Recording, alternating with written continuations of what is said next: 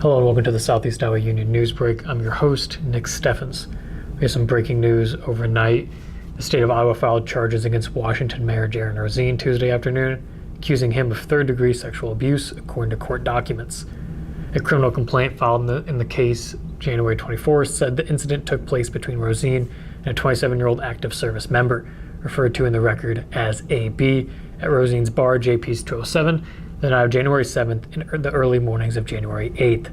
The victim claims that Rosene made inappropriate comments about male genitalia, as well as slid his hand up the victim's leg and grabbed his penis.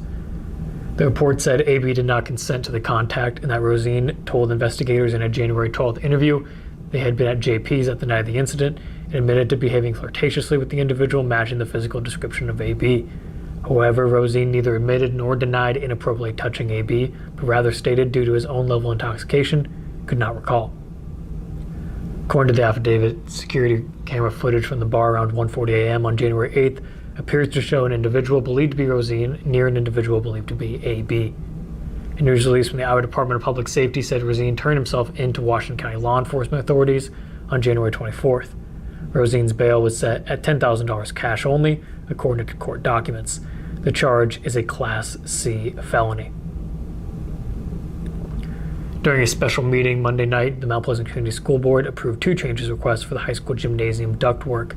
The first request could install a duct sock instead of the traditional steel ductwork originally quoted for the project. The change allows for different color options as well as less condensation.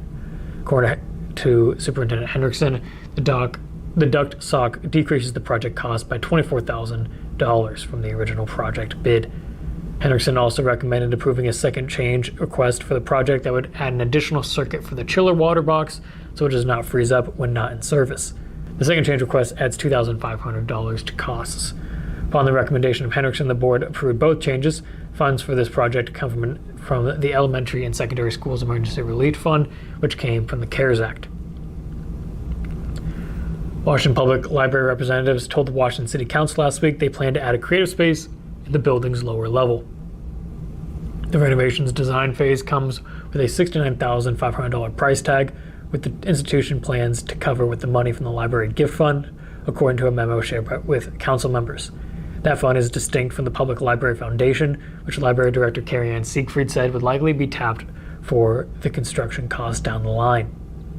Siegfried said the project was highly requested by community members. In a survey last fall, around 80% of respondents said adding a makerspace was in their top 3 wishes for the library.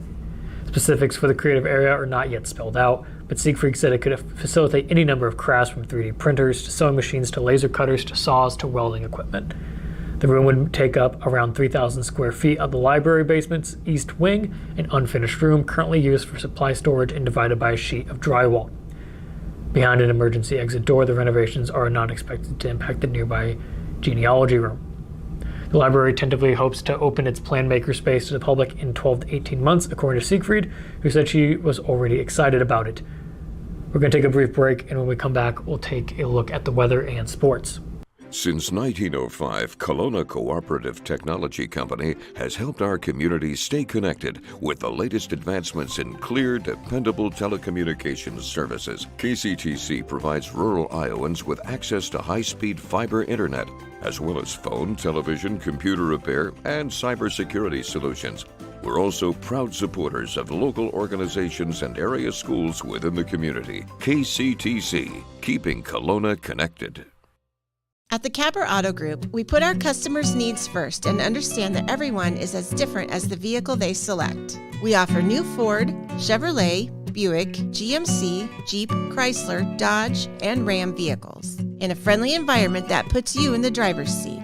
When it comes to service, we maintain factory-trained technicians and competitive pricing. The Capper Auto Group still believes that service after the sale provides the best customer experience. Come see the Capper experience for yourself.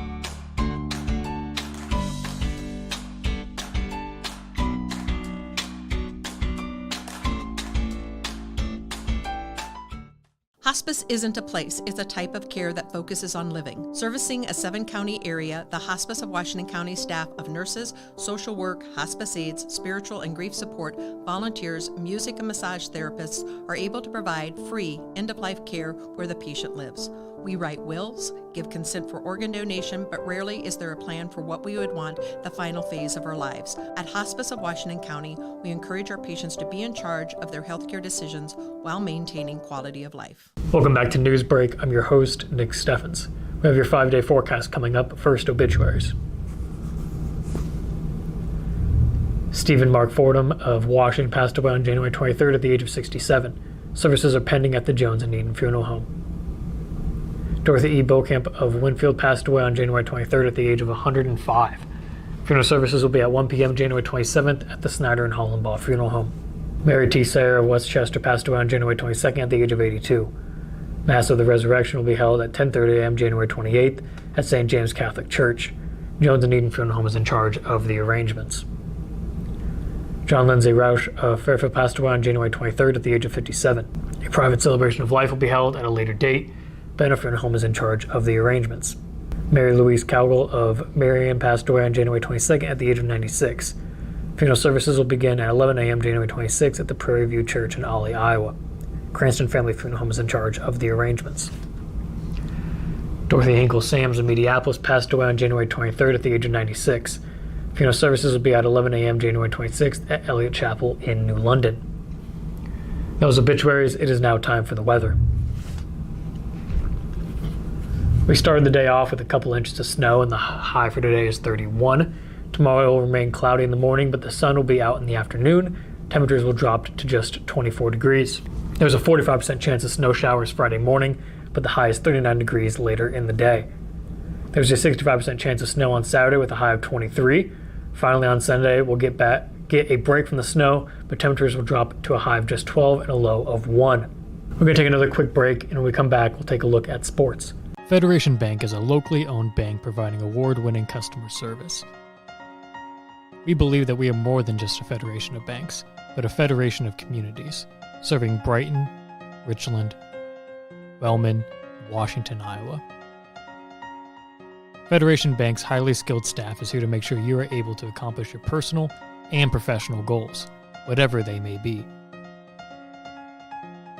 Federation Bank, your family bank. Tammy takes the time and has the personal interest in each one of us. I don't worry about what's going to happen because I know my policy is taken care of. She pulls what I need and puts it together, which is the program I get from her.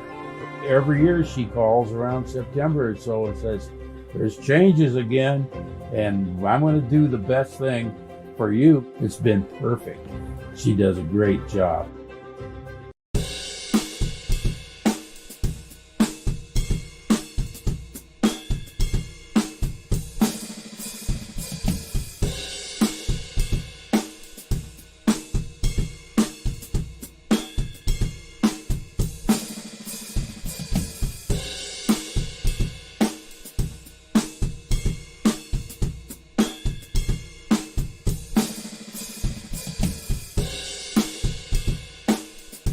Family owned and operated by Andy and Sarah Ross. Ross Auto has been your vehicle repair and maintenance headquarters since 1935. We specialize in all makes of cars and light-duty trucks. With our variety of available services, let us help you keep rolling and your vehicle operating efficiently. Services include general auto repair, alignments, brakes, fuel injection, and more. Schedule your appointment today at 319-653-5656. That's 319-653-5656. Welcome back to Newsbreak. I'm your host, Nick Steffens. It is now time for sports. Sports, brought to you by Fairway.